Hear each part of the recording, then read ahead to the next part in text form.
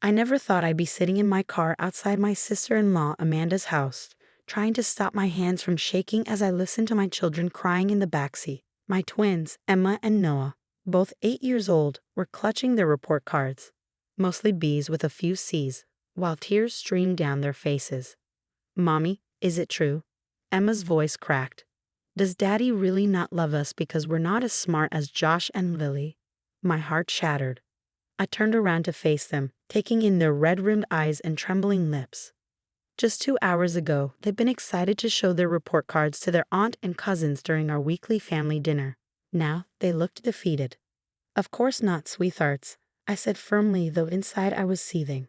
"Your daddy loves you more than anything in this world." Aunt Amanda had no right to say those things. The afternoon had started normally enough. Amanda had invited us over, as she did every Thursday, to have dinner and let the cousins play together. Her children, Josh and Lily, were the same age as my twins. While the kids usually got along well enough, Amanda had always been competitive about their achievements. But today, she crossed a line I never thought she would. When the kids pulled out their report cards, something they'd been eager to share since getting them at school, Amanda's reaction was immediate and cruel. "Oh," she'd said, her voice dripping with false concern as she compared the cards. "Josh and Lily got straight A's again. Emma, Noah, these grades are—" She pursed her lips, shaking her head. "No wonder your father works such long hours. It must be hard for Michael to come home and face such disappointment." I'd frozen in place, watching in horror as my children's faces crumpled.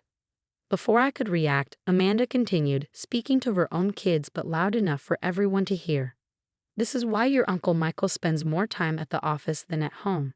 Some parents just can't bear to watch their children underperform." The worst part was how she'd said it, with that sympathetic smile she always wore when delivering her cruelest comments, as if she was doing us a favor by pointing out our shortcomings. Now, sitting in my car, I pulled out my phone and did something I'd never done before. I recorded my children's tears and their broken questions about their father's love. Michael needed to see this. He needed to understand exactly what his sister had done. "Mommy?" Noah's quiet voice pulled me from my thoughts. "Are we stupid?"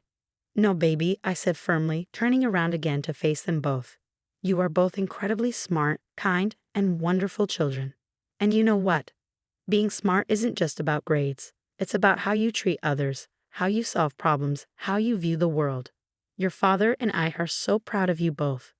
Emma wiped her eyes. "But Josh and Lily always get better grades." "Everyone learns differently," I explained, trying to keep my voice steady despite my anger. "Some people are good at taking tests. Others are great at art or music or sports. You, Emma, can build amazing things with your Legos that even I can't figure out. And Noah, you remember every detail about animals that you raid. That's intelligence too." My phone buzzed. A text from Michael. "Running late at the office again. Sorry, love you all." I stared at the message, Amanda's words echoing in my head. For years, she'd been making subtle digs about our parenting, our children's achievements, even our marriage. She'd always done it when Michael wasn't around, and I tried to keep the peace for his sake, but using his long work hours to convince our children their father didn't love them. That was the final straw. With trembling fingers, I typed, "We need to talk. It's about Amanda and the kids. Important." His response was immediate. "Everything ok? Should I come home now?" "No," I replied. "Finish work. But we need to have a family meeting tomorrow. All of us." I put my phone away and started the car, my mind already forming a plan. What Amanda didn't know was that Michael's long hours weren't about avoiding his children. They were about something else entirely, something we'd been keeping quiet about for months. Tomorrow, everything would change. "How about we stop for ice cream?" I suggested, watching their faces brighten slightly in the rearview mirror. "And then maybe we can video call Daddy before bedtime." Both kids nodded eagerly, and I pulled away from Amanda's house, my resolve strengthening with every mile. For years, I kept quiet about Amanda's behavior, trying to maintain family harmony, but attacking my children's sense of self-worth and their relationship with their father, that wasn't just crossing a line, it was demolishing it. Tomorrow at the family meeting, Michael would finally see his sister's true colors, and the secret he'd been keeping about those long hours at work, it would change everything. Michael came home early for once, arriving just as I finished making breakfast. The kids were still asleep. They'd been exhausted from crying last night. Even after our ice cream trip and video call with their dad, they'd been subdued, asking to sleep in our bed for the first time in years. I listened to the recording 3 times, Michael said quietly, pulling me into a hug. His voice was tight with controlled anger. I can't believe she'd say that to them. Using my work hours too. He shook his head, his jaw clenched. They think you don't love them, I whispered into his shoulder. Your own sister made our children doubt your love. I've texted Amanda and her husband Tom. They'll be here at 10. Michael pulled back, his eyes determined. It's time everyone knew the truth. The sound of small feet padding down the stairs made us both turn. Emma and Noah stood in the doorway, still in their pajamas, looking uncertain. Daddy? Emma's voice was small. You're home early. Michael crossed the kitchen in 3 strides, kneeling down to gather both children in his arms. I am, and I need to tell you both something very important. He pulled back just enough to look them in the eyes. I love you more than anything in this world. Nothing, not grades, not test scores, nothing, could ever change that. Noah sniffled. But Aunt Amanda said. Aunt Amanda was wrong, Michael said firmly. And today we're going to talk about why I've been working so much. It's not because I'm disappointed in you. It's because I'm so incredibly proud of you both. The doorbell rang at exactly 10 o'clock. Amanda swept in like she owned the place, Tom following behind with an apologetic look. I noticed she was carrying what looked like educational pamphlets. I'm so glad you called this meeting, Amanda announced, settling onto our couch. I've been meaning to talk to you about the children's academic performance. I've found some excellent tutoring programs that could help them catch up to Josh and Lily's level. I saw Michael's hands clench into fists, but his voice remained steady. Actually, Amanda, we're here to talk about what you said to my children yesterday. Amanda waved dismissively. I was just being honest. As their aunt, it's my duty to help them understand the importance of academic excellence. Josh and Lily work so hard for their grades, while Emma and Noah. Stop. Michael's voice cut through her words like a knife. Just stop. He pulled out his phone, pressed play, and the sound of our children crying filled the room. Amanda's cruel words, followed by Emma and Noah's heartbroken questions about their father's love. Tom's face darkened as he listened. Amanda, you said what? But Michael wasn't done. He reached for his briefcase and pulled out a thick folder. You want to talk about academic performance, sister? Let's talk. For the past 6 months, I've been working late not because I'm disappointed in my children, but because I've been taking extra consulting jobs. Want to know why? He opened the folder and spread out several documents on the coffee table. They were medical evaluations, educational assessments, and a contract with one of the city's most prestigious learning specialists. Emma and Noah have dyslexia, Michael announced. Those long hours? They were to pay for comprehensive testing and specialized tutoring. We didn't want to say anything until we had a proper educational plan in place. They work twice as hard as most kids to achieve those B's and C's, and I've never been prouder. Amanda's face had gone completely pale. Tom was staring at her with a mixture of shock and disappointment. But, Amanda stammered, but Josh and Lily are wonderful students, Michael cut in. And I'm happy for them. But my children? They're incredible in their own ways.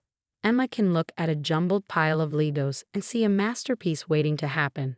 Noah remembers every animal fact he's ever heard and can explain complex concepts in ways that make sense to other kids. They're kind, creative, and resilient, especially when dealing with an aunt who seems determined to tear them down. I wasn't.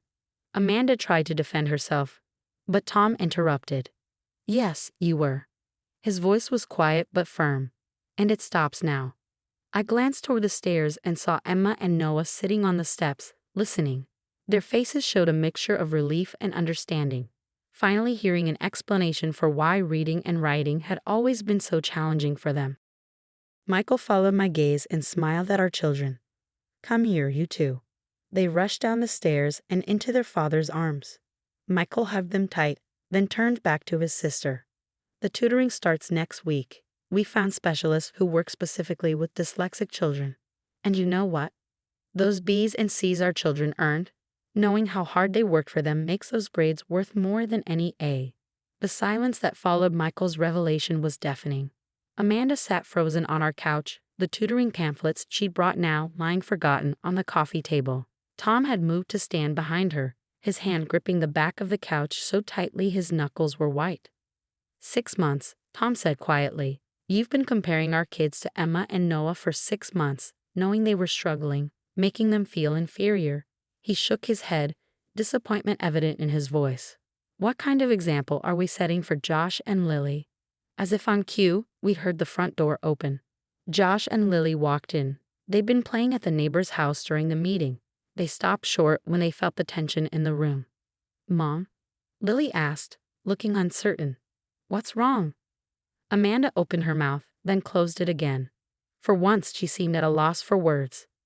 Come here, kids, Tom called to his children. We need to have a family discussion about kindness and understanding. Josh looked at his cousins, who were still huddled close to Michael. Is this about yesterday? When Mom said those things about Uncle Michael not loving Emma and Noah, Tom's head snapped toward Amanda. They heard that too. We all heard it, Josh continued, showing more emotional intelligence than his mother had. And it wasn't right. Emma helped me with my art project last week when I couldn't figure it out.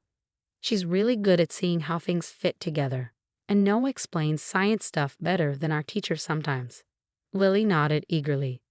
Yeah, and they help us build the best forts. Who cares about grades? I watched Amanda's face crumple as her own children demonstrated the empathy and understanding she'd been lacking. She looked at her hands, then at her brother, tears forming in her eyes. Michael, she started, then turned to Emma and Noah. Kids, I am so sorry. What I said was cruel and wrong.